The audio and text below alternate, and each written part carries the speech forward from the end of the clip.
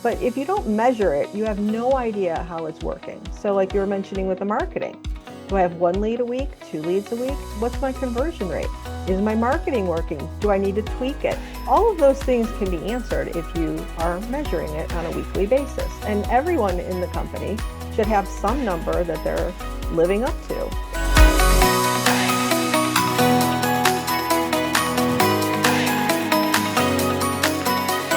Well, hello and welcome to another guest interview here on the Profit with Law podcast. I'm your host, Moshe Amsel, and our guest today is Sharon Means. Sharon and I connected back at the beginning of June, and I don't know what happened, but I had an internet outage that day. I don't even remember. It's so long ago.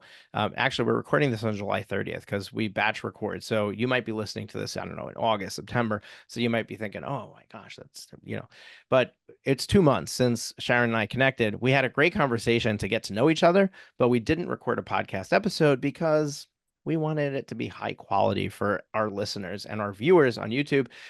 So here we are trying again. And thankfully, this time we do have internet. As a matter of fact, yesterday, I checked my internet provider. Like I did a speed test on my computer and my hardwired internet was operating at, and actually I just realized I'm going to make a quick change on my system. And of course, I shouldn't do this live, right? I'm going to turn off my Wi-Fi, which might cause a blip in. Sharon, can you still hear me? I Am I still can. there? Okay, awesome. Yes. I noticed on my Mac that if I'm hardwired and my Wi-Fi is on, it's going to use my Wi-Fi even though my Oh, hardwire is yes, much correct. faster. Yes. So I actually forgot to turn off my Wi-Fi this morning when I started. But anyway, ran a speed test yesterday and it was like 300 megabits per second. Now, some people will die for that, but I'm paying for a gig. So why don't I have a gig? A couple of reboots of the router later, and voila, I'm not at a gig, but 850, 900 megabits per second download and upload, which means I get to record high quality, high def video for YouTube and great crisp audio sound for listeners who have us in their ears. And I think it's important to produce a high quality show. So Sharon is a fractional integrator. I'm going to pull up the official bio, give you the scope of what she does, but I'm excited to jump into this conversation because if you don't know the term integrator, basically it's a chief operating officer. The term integrator comes from the book Traction by Gino Wickman. And in that book, he basically lays this foundation for this idea that has taken the business world by storm. Like everybody's talking about it. The owner of the business is the person with the ideas, right? Like you started your business because you had an idea that you could do it better. You could create some grand thing that you're trying to create because you had a vision that you were going to do that. Integrators are really good at what they do. They're good at integrating. They're good at taking action. They're good at being organized, and they're good at getting things done. People who have visions are not very good at getting things done. They're very good at coming up with ideas, giving those ideas to the people on their team, and giving them whiplash as they change their minds every 5 minutes about what they're going to do. So it's really important to separate those two roles. Now, when you're a solo, you don't really have the ability to do that. And that's why so many solos struggle, because it's very hard to do the doing when you've also got all these ideas and you're trying to do all the things. So what ends up happening is you have a lot of half-built bridges that go to nowhere, and you really have a tough time getting traction in your business. So why I'm excited to have Sharon here is because I've been struggling with the idea that traction makes so much sense, but at the same time, when it comes to a small business, traction doesn't really make a lot of sense because it's designed or geared for larger businesses. And I have been trying to marry the two for my own clients. And Sharon, as a fractional integrator, somebody who helps smaller businesses with the integrator role before they're ready to hire a full-time integrator. She calls it fractional integrator, but I would call it a fractional COO, right? Is a perfect solution to those smaller growing firms that need somebody to do the doing and keep them organized and make sure everybody's doing their stuff while they implement the vision of the founder, the owner. So here's the bio. Sharon Means is a CPA, integrator for professional service firms for many years, but she's been a natural integrator all her life, even before she had a label for it. Starting her career as a CPA, she's worked in the accounting industry for many years, helping professional service firms as a CFO, becoming a fractional integrator in 2018. She married that advisory role into her new role as a fractional integrator. Her extensive experience includes working with accounting, law, and technology firms and their unique needs and challenges each form of ownership presents. So I love the concept of what you do, and I love the solution it provides. I'm excited to have a conversation with you, Sharon, about what what does that mean for our listeners, and dive into that really deep. But before that, can you talk to us about who Sharon is? Where did you come from? How in the world did you get into this? Give us the backstory. Yeah, actually, thank you very much for having me to start off with. But, My yeah, pleasure. so I'm a CPA. So much like you, I did the accounting and fractional CFO work and things. But, I was working at an outsourced accounting firm. And like you said, becoming a COO is very similar to integrator. I was their COO. And I went to an accounting conference and they talked about the book Traction, just like you mentioned. And I was very intrigued. There's Traction, there's Rocket Fuel, there's all kinds of different books out there.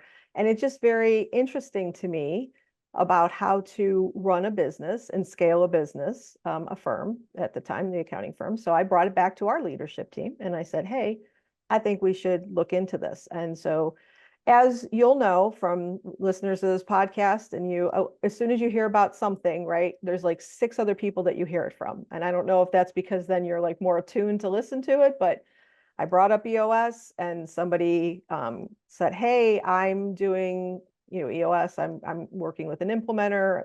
A friend of mine was an implementer. He was doing this at his own firm and implemented it there. And he said, well, I'll help you on his road to becoming an implementer. So once we got it going, I really loved it. And I loved the integrator role.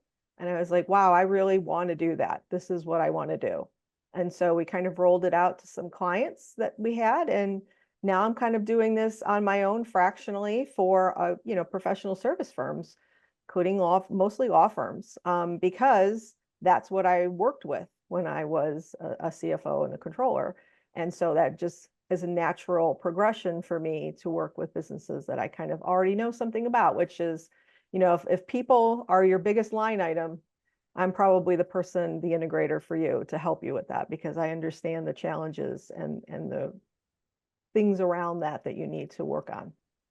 Okay, now, folks, just to be clear, we're not going to spend the next hour talking about how important Sharon's work is. What we are going to talk about is what does it mean for you as a business? So, to set the stage, the book Traction and Gino Wickman's whole concept of EOS, which is the Entrepreneurial Operating System, Yes. what that does is it sets the stage or the framework for the fact that a business requires a system to run, and we call it an operating system. The concept might be new, newly introduced in Traction, or it might be an old concept, but it's a concept nonetheless that is a recurring theme in other places as well. And I'm going to mention some of those in a moment. And the idea is that if you just fly by the seat of your pants, you can only get so far. And if you're going to start bringing on team members, if you're going to start spending money on marketing, if you're going to start investing in your business in any way, shape, or form, what's going to end up happening is that you want consistent results. Mm-hmm. So let's say marketing, right? You want consistent results from your marketing. But if you don't have a consistent system of getting a new lead in the door to a sales process, to a close, to serving them, to a completed happy client, what ends up happening is that your close rate's all over the map. Your success rate is all over the map, which was reflected by a bunch of one-star reviews on Google, right? And ultimately, it becomes very difficult to build your business. When you create a system for anything that you do, it creates uniformity. It creates consistency. And that is really the secret ingredient in growing a business. I tell my clients when I work with them, there's two ingredients to growing a business: hiring people, which is your inventory, and marketing, which is going to bring the people that are going to fill the inventory, right? It's going to bring the clients that are they're going to use up the inventory you're creating. That's how you make money. But how do you do it efficiently, and with predictability Mhm. and scalability? You do that Absolutely. by implementing an operating system in your business. Now, real quick, if you're interested in books and reading, Traction, we're going to talk about this with Sharon, but Traction is really designed for larger businesses. Yes. I have been on this mission of trying to figure out the right operating system for smaller businesses, and I'm up in the air between Clockwork, which is a book by Mike Michalowicz, and Scalable, which is a book by Ryan Deiss. We'll link both of those up in the show notes. You can go on Amazon and buy them, read them for yourselves. But they both have different nuances of basically the bare bones of an operating system for your business at the smaller stage. Where I want to go with Sharon in our conversation today is basically to help you understand what is the operating system? Where should we be focusing our efforts? What's, like depending on how big you are, what's important. And Sharon's been working with businesses day in, day out in solving this problem. And the problem arises when you start to bring on your staff. And when you bring on staff up to a certain point, you can lead them.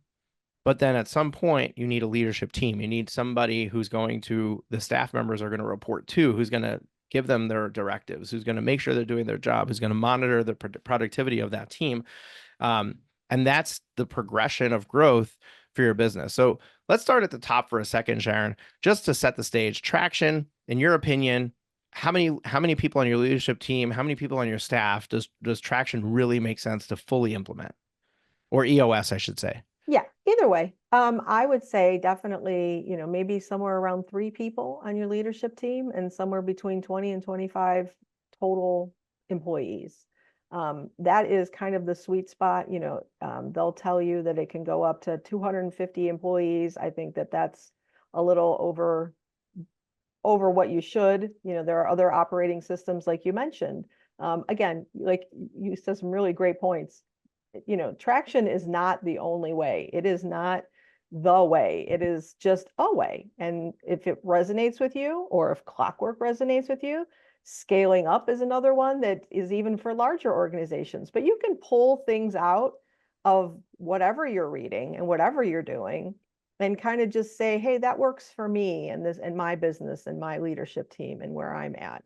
So don't be like, well, I can't read this until this point, or if you're over the amount of people, I want to read Clockwork. I have not read that one yet. So that might be something that I can pull out, that I can find some things in it. So those are, just be open to it. But like you said, just having that framework is really key. And like you're doing, you want to do that early. You don't want to do that when you have 50 people and you realize, oh no, the horse has left the barn and I can't rein this all back in. So it's much easier to get something in place, even if it isn't what you want ultimately. Just starting, which is everything, right? Everything in life is like that. If you just start and you do a little bit, you'll get a lot of rewards. Okay, so now we started at the upper end of like, okay, what size is ready for EOS? I'd like to focus on everybody smaller than that. I Yeah. think that a lot of our listeners are in that category, Yep. and I want this to be relevant to them. But also, I'm guessing that as a fractional integrator, you're working a lot of the times with businesses that are not, fully ready to fully Correct. implement EOS. Absolutely. And therefore, that's a really good place to harness your expertise and to really provide value to our listeners. So let's start at the beginning.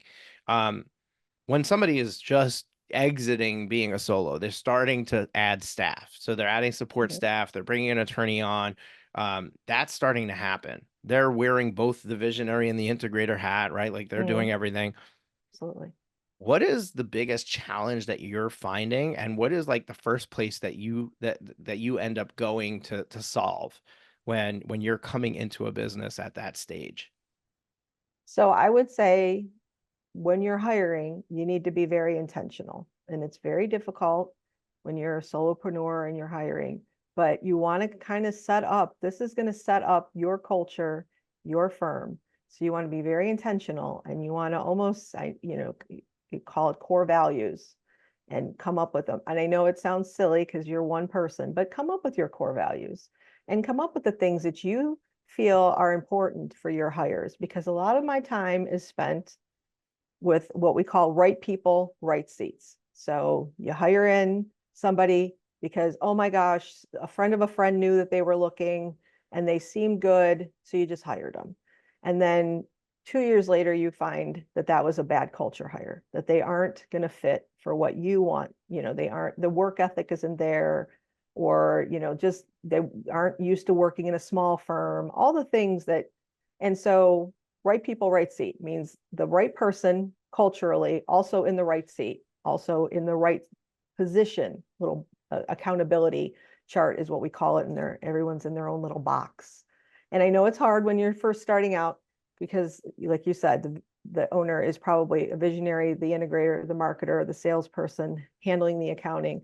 But at some point, you want to scale it. So you want to know where to go with that. So you want to start putting people where they make sense, and not just because it's convenient that, your sister-in-law can do the books. Well, she might, but you also want to make sure that you can grow and you can scale. So Yeah, absolutely. And I love that you went there. We have a great core values exercise to prompt you with coming up with perfect. your core values that we do Yeah. with our coaching clients. Ah, And what we'll do is excellent. I'll have my team link that up in the show notes so that you can Oh, very download cool. that Yeah. and go through it, where I walk you through, how like just almost like a prompt list of values, Yeah. and you're selecting which ones you resonate with, and then Yeah. we're like breaking them down into categories, and you can come up with your top 5 core values from there. What we do with our hiring process, and I did cover this in a podcast episode a long, long time ago, back in 2019. It's called "What's Your Hiring Process?" I don't remember the episode number, but my team will find it. They'll link it up in I the was show going to notes. say, let's link that because that's a good one. We will link that up in the show notes. So, in "What's Your Hiring Process," I go through this concept that you want the right seat. I'm sorry, the right fit Mhm. in this right fit, right seat mentality, right? Yep. And one of the ways you can do that is just have your candidate do the same exact exercise you're going to do. Have them go through Oh, the core values exercise and submit their 5 core values to you. What we're looking for is we're looking for at least 2 core values to overlap.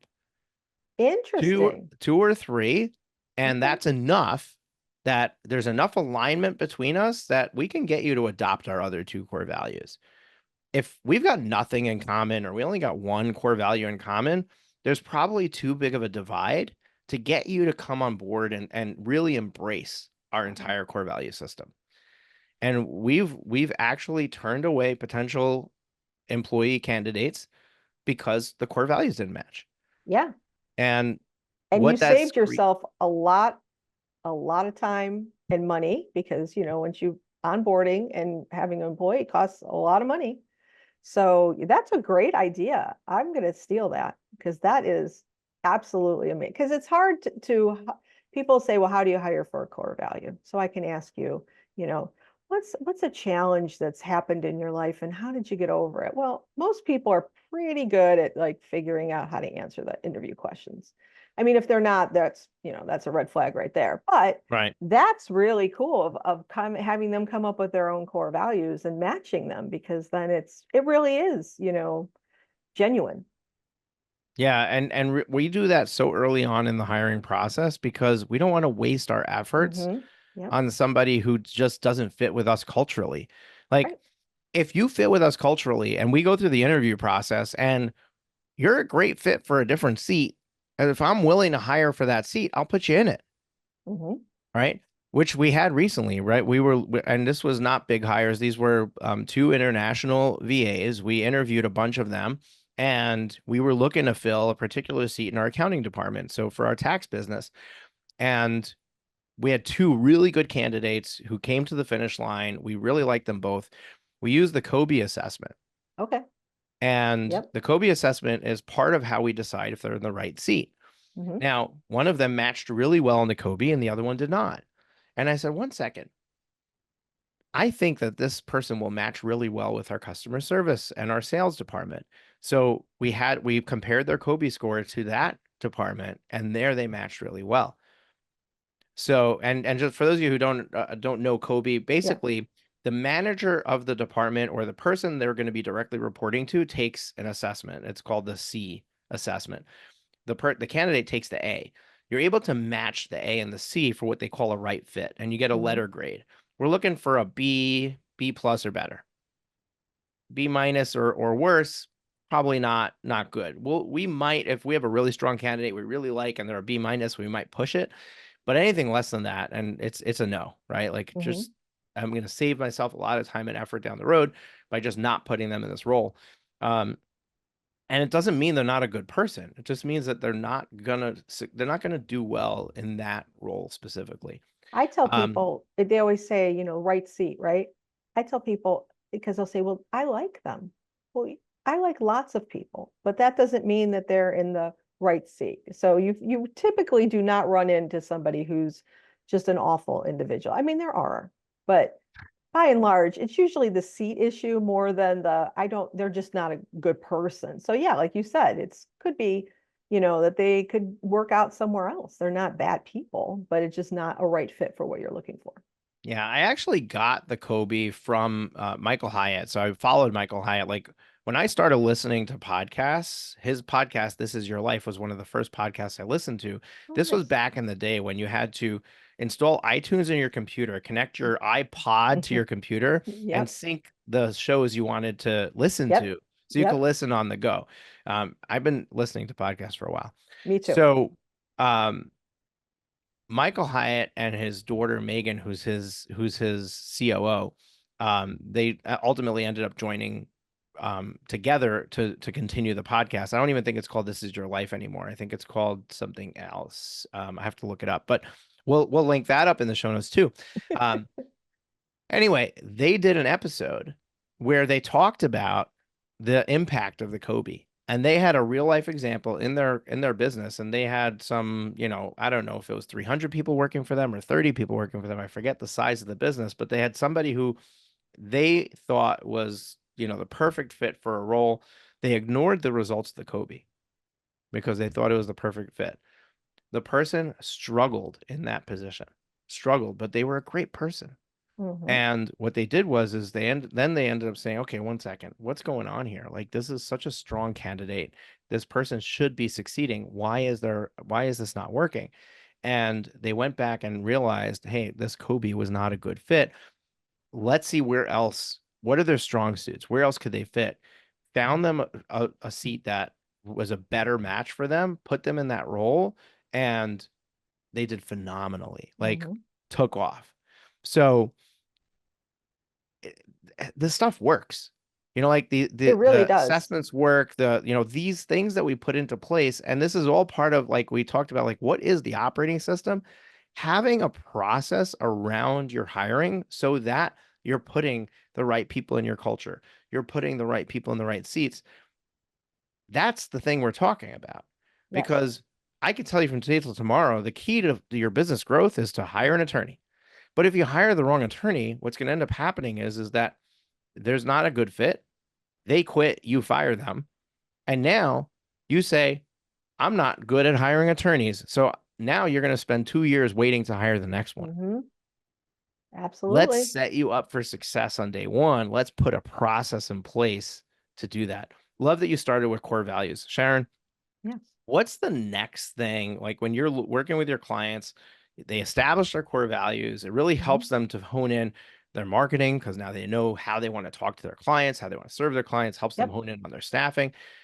What's another area that they're lacking usually that you find, hey, let's create a system or a process for this. Let's establish something, um, and really create some consistency. Well, I think you mentioned it before too, is that the measuring results. So getting what we call a scorecard, but it could be anything. But if you don't measure it, you have no idea how it's working. So like you were mentioning with the marketing, do I have one lead a week, two leads a week? What's my conversion rate? Is my marketing working? Do I need to tweak it? All of those things can be answered if you are measuring it on a weekly basis. And everyone in the company should have some number that they're living up to. If it's, I want you, the new attorney, could be hours, which is an easy one, right? If you're doing the hours thing. But it could also be like, I want you to attend 2 networkings a week, or I want you to contact 2 major clients and just ask them how they're doing. Send them up with a cup of coffee.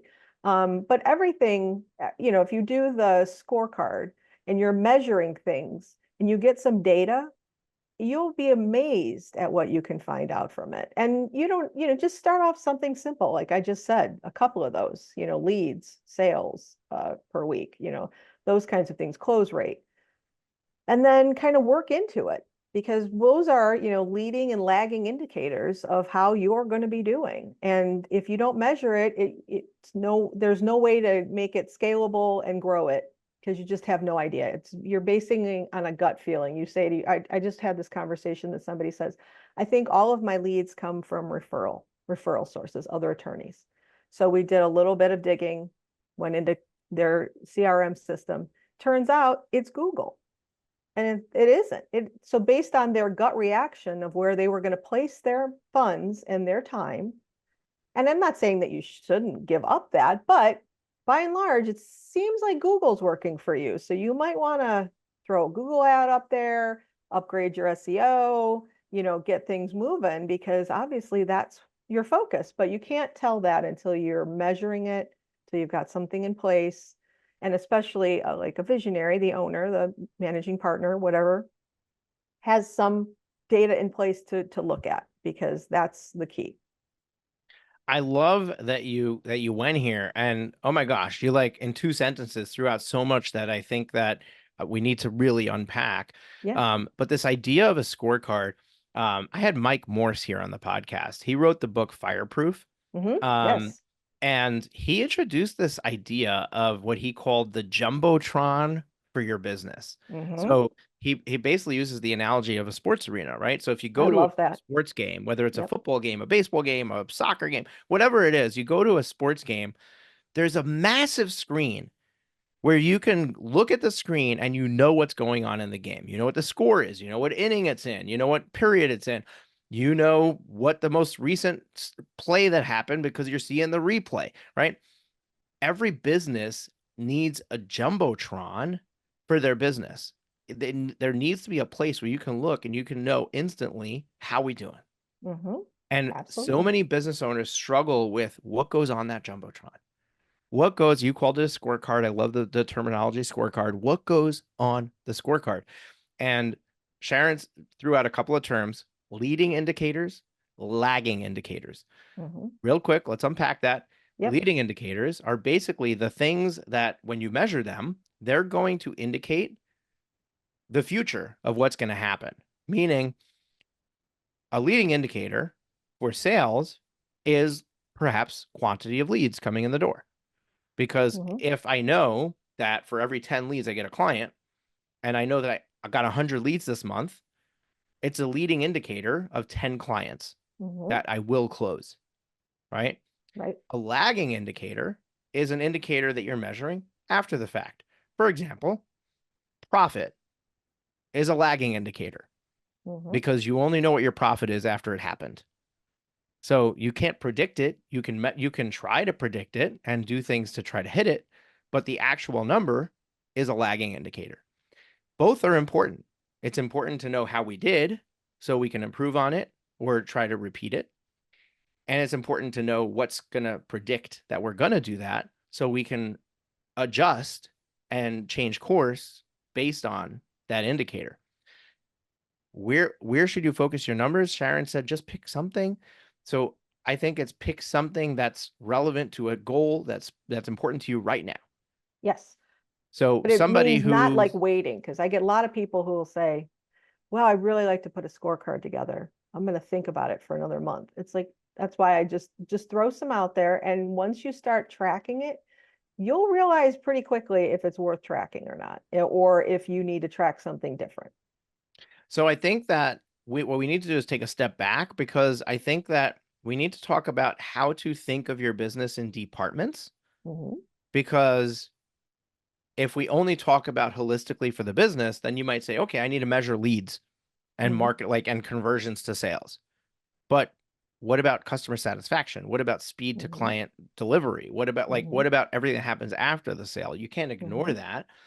So I think that what we need to do is identify what are the departments you should have, even if it's just you, right? Or Mm-hmm. as you're growing your team, because we talked about an organizational chart. So how do we break that up? And then choose 2 or 3 indicators that are specific to the goals for that department. Yep. So you're not just measuring what feels good for you at the CEO level, because at the CEO level, really all I care about is what's the revenue, what's the profit, Right. right? Like ultimately, why am I doing this? I, I want to make money, or I want to reinvest in the firm and grow it bigger. I want to have extra money to do whatever I want to do philanthropically or live my life or whatever it is. The owner cares about the top line, the bottom line. All the metrics in between, they belong to the integrator and below, right? But really, when we break it down, the integrator has 3 department heads that are reporting to them.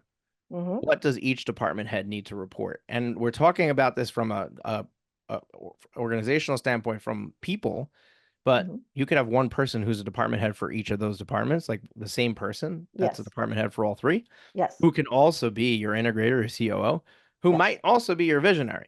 Eventually, we're going to splinter those off, and someone else is going to do those.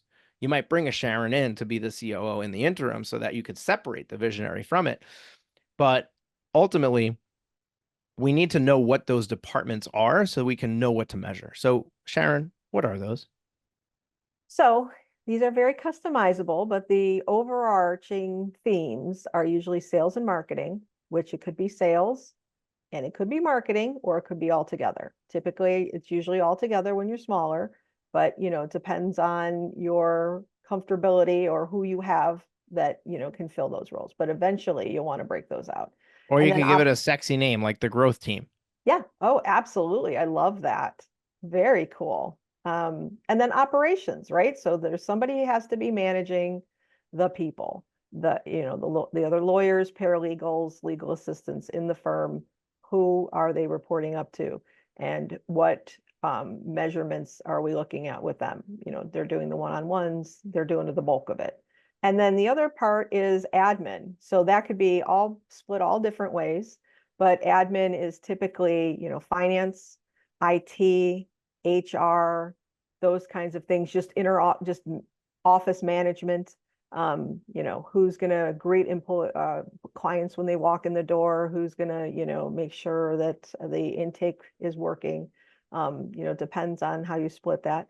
But yeah, those are the 3 general buckets of people. And like you said, they could be the same person once, but you want to make sure that you're not short-sighted and thinking small and just being like, why do it all? Why would I need that? Because at one point you won't be able to do it all. And who will you want and who will you need to hire? When you start thinking about those things, it kind of almost manifests itself into like finding people for those positions so that you don't have to be everything. And I know you had talked about a visionary earlier. Visionaries have all these big ideas and things, and they are not the people that get things done typically. So, but don't beat yourself up about that. That is just a natural way. I don't have a lot of big ideas. I sometimes I hear a big idea and I think that's never going to work. And my first instinct is that. And then, I come around to like working on it, but you should never like beat yourself up because you're just not naturally good at everything in your firm. It'll come to a point where you can hire other people. You just have to make sure you get it to that point so that you can keep it going. But I just wanted to make sure that we're not bashing people that don't get things done. They have great ideas, and it's how they started the firm, honestly. I mean, it was a big idea, like you said. Yeah, 100%. But what I really like about breaking this up, so basically we broke it up into 3 departments, right? Let's Yep. keep it simple. You've Yep. got your growth team, you've got your service delivery team, Yep. and you've got your back office. Yep. Okay. And I just gave it different names than Sharon, That's okay. just to be difficult to her. And I don't So, listen, I am not a rule follower in the sense that everything has to be the way it, even for the, I just, whatever makes sense to you is what you should put. yeah. So, but now we're talking about this jumbotron. We're talking about this scorecard Yes, for your law firm. Let's start looking at each of these teams and what is their biggest challenge? What is their biggest thing that you need to overcome or you need to systemize or processize? How do we measure what that is? And now let's look at what those numbers look like. So everybody's key metrics are going to change over time. The absolutely. key metrics for my past guest I just recorded before threw out Morgan and Morgan being the largest PI firm in the country, right? Morgan and Morgan's scorecard is going to be very different than, Sally Mae's, solo PI firm in, Absolutely. in Tulsa, Oklahoma or whatever, right? Like, eh, so you got to look at your business. Nobody's going to set this for you. You have to figure it out Mhm. yourself. But let's take one at a time. Growth team, right? What's important for you on the growth team? And Mhm. you can ask a very simple question. Am I spending too much?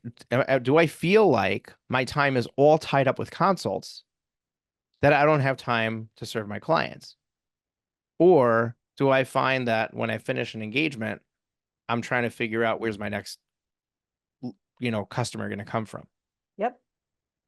If you understand where you're at, what your big challenge is, then you can understand what do I need the growth team to do? Do I need them to get the phone to ring more, or do I need them to close more sales? Do I where's the bottleneck? Now I can start to figure out what do I want to measure. Makes sense, Sharon, right? Absolutely. How do you approach this? Let's just talk growth team for a second. How do you approach this with clients? Like, how do you figure out what are the most important metrics we're going to look at? Or do you just have a standard, like, okay, we're going to start with A, B, and C? I mean, I can, like we've mentioned, you can do leads, you can do, number of closings, you can do, all different things. But really, like you said, it's best if you kind of just sit and think, and we talk it out of what we're really looking at. The law firm I mentioned before, visits to the website is really a key indicator because if they're getting a lot of their from Google, visits to the website is going to tell you something.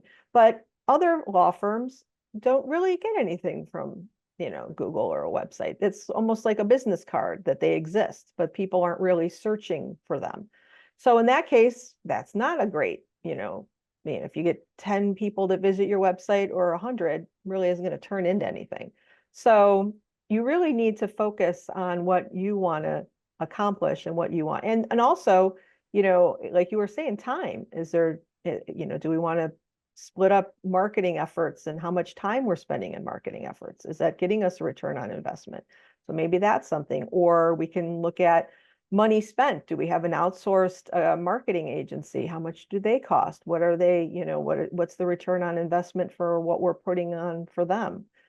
So there's a lot of different things that you can definitely look at, and you just want to kind of like, and again, just pick some, and then you'll know early on if it's working and what you need to tweak. But I think it's just the starting. Yeah, I think it's important to not measure for the sake of measuring.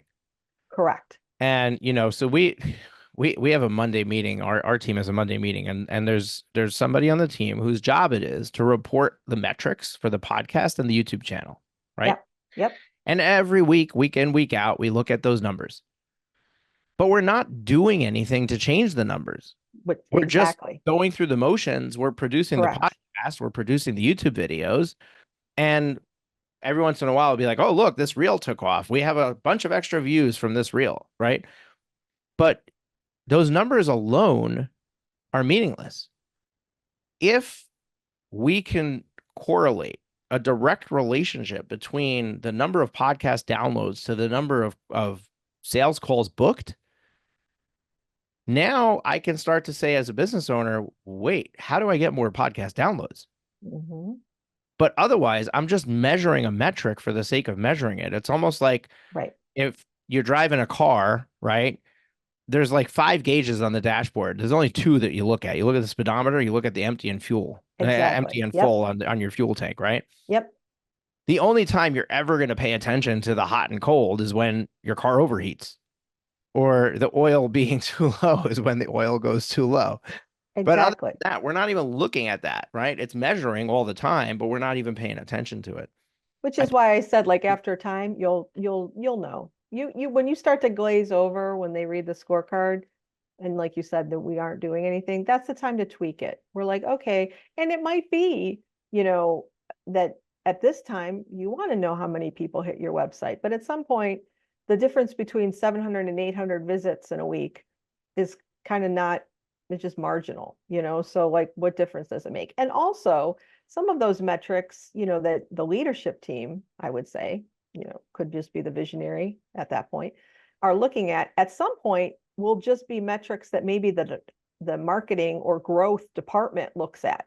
So they don't necessarily, because they'll be the ones working in it, right? Maybe for them, the difference between 700 and 800 visitors is a big deal because they're like, well, that blog worked or that thing worked. But so then that way it isn't always brought up all the way, you're talking about the Jumbotron. There's a lot of numbers on there that most people never even look at. And maybe that's just, people who like a batting average or runs per, like all those kinds of things, but subset of that. So maybe at some point you have marketing meetings and only those metrics are looked at the marketing meeting. Yeah, and I think that it also, like, it needs to either drive your decisions Yes. or help you validate your decisions, Yes. right? So if I'm looking at website visitors, the purpose of measuring that should either be to measure success or lack of success in a specific campaign or spend that we're doing, Yes. or to measure so that we can try to figure out whether or not there's an opportunity for us to lean into and improving that metric that will affect us. So web page views alone is a meaningless metric by itself. Right. It has to be correlated with something else, like how many clients did we acquire? So now can we drive a correlation? If we track this over time, can we prove that if we increase our page view count by 100 in a month, that we're going to produce 2 more clients? If we see that consistently, then we could say, okay, what will it cost us to increase our page view by 1,000 a month, which would produce 20 new clients instead of 2, right? And now we've got data to support a marketing decision that has true dollars tied to it, but also has the result tied to it. So we know if I bring in 20 clients, it's worth X value. It's going to cost me X amount to get to 1,000 page views a month. I think that math makes sense. There's a return on investment there. I'm going to do it. So it's and I'm a numbers person, so I'm just throwing I this know. stuff out I there. And know. some people are Yep. like eyes glazing over. They're out I for a know. run. I'm a They just numbers stumbled and person fell too. on their I know. face. I know. But here's the thing: like, if we could boil it down to brass tacks, simple, right? The metric has to either support a decision or drive a decision.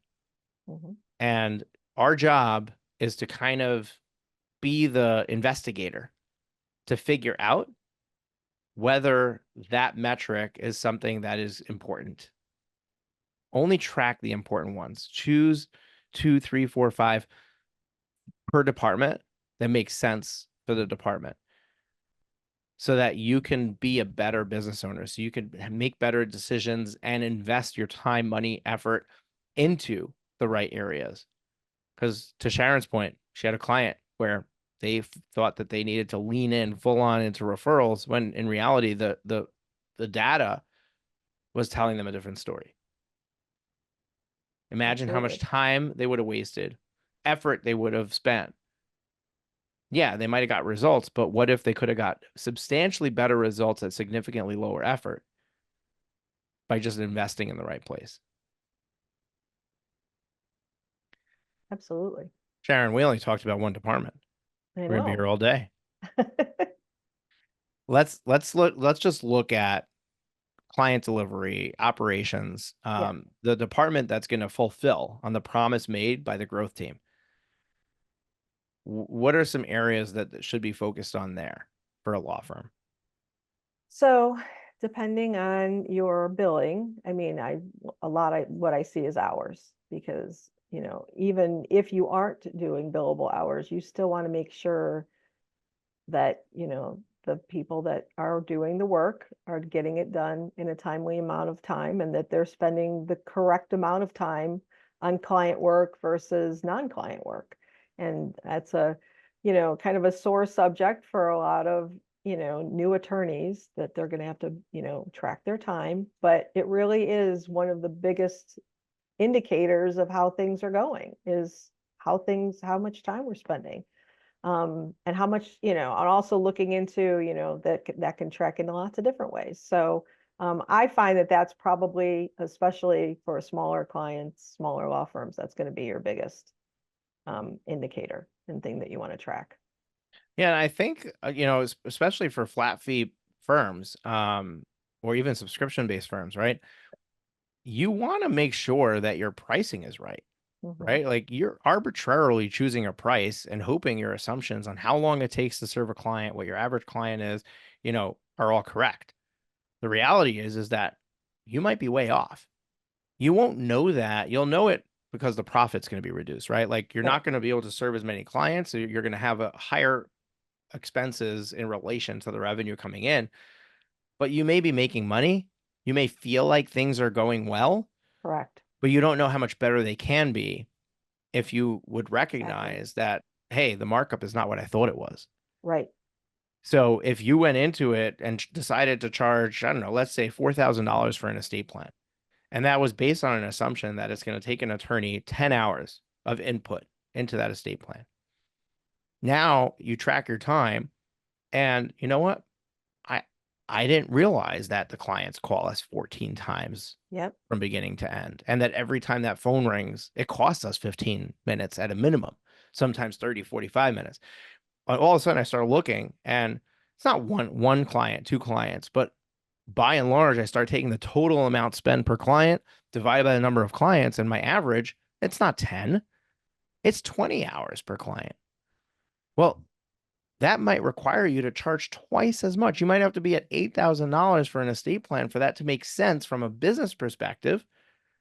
Now, you might be afraid to do that because, hey, nobody else is charging that in my market, but at least now you know what it's going to take to make money.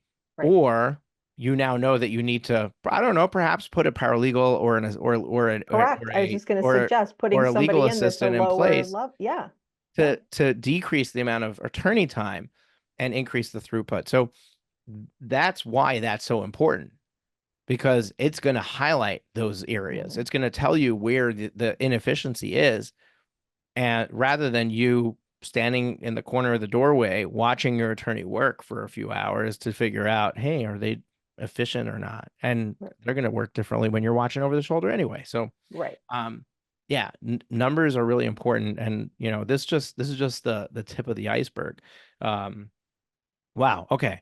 So, I mean, we did a full recording here and we covered core values, a hiring process, and a scorecard.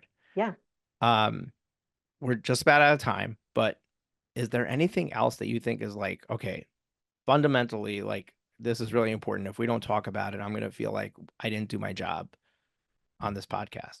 Yeah. So I would say the next part that I would implement is some sort of meeting cadence. And I know if it's just you, it's setting aside some time during the week where you're not just putting out fires, where you're not just letting the email decide where you're going to go, but really just kind of unplugging.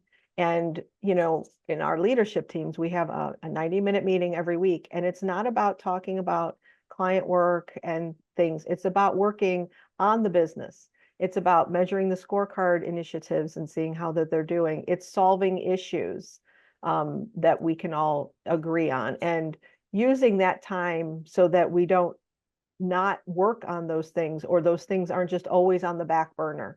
And just giving yourself that kind of time, even as a solopreneur, even as a small business, to just really think about that and where you want to go with it. I think that's very valuable and definitely the only way that you can grow and scale.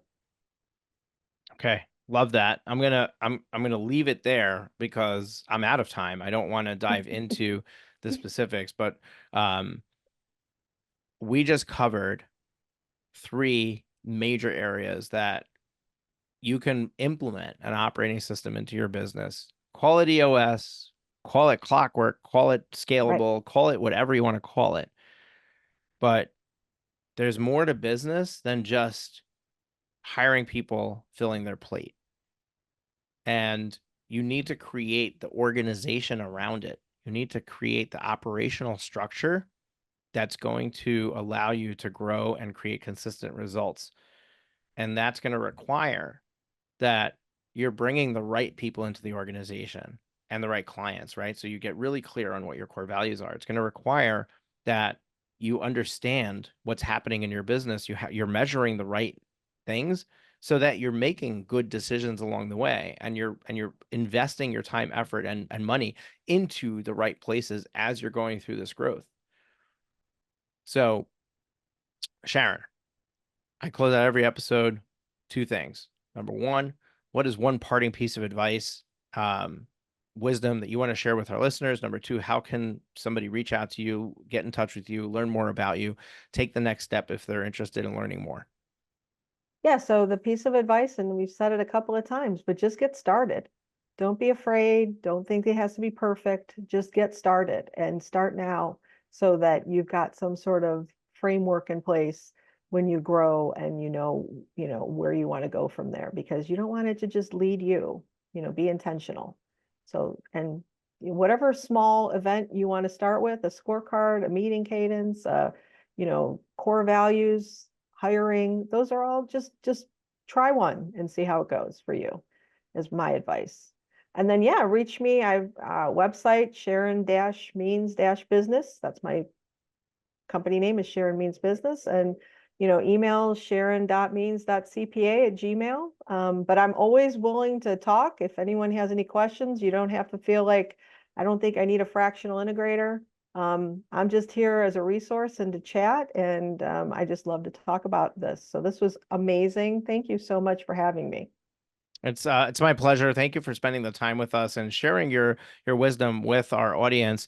Folks, we're going to link all that up in the show notes to this episode. So you'll have a lot of resources in the resources section. You'll know exactly how to contact Sharon. Hope that you got a lot out of this interview. If you did, you might want to make sure you hit the subscribe button in your podcast player so that you get notified when we release new episodes, because we're here every single week. Every Thursday morning, we drop a brand new interview, and every single one is awesome. Sharon came and she shared everything. She didn't hold back. There was so much information that we just covered, and we have that happen time and time again. So many amazing people willing to just give to you the knowledge and the information that you need so that you can step into the best version of yourself in growing your business. And I encourage you to come back and just catch the next episode in a week. Take care, folks. We'll see you soon.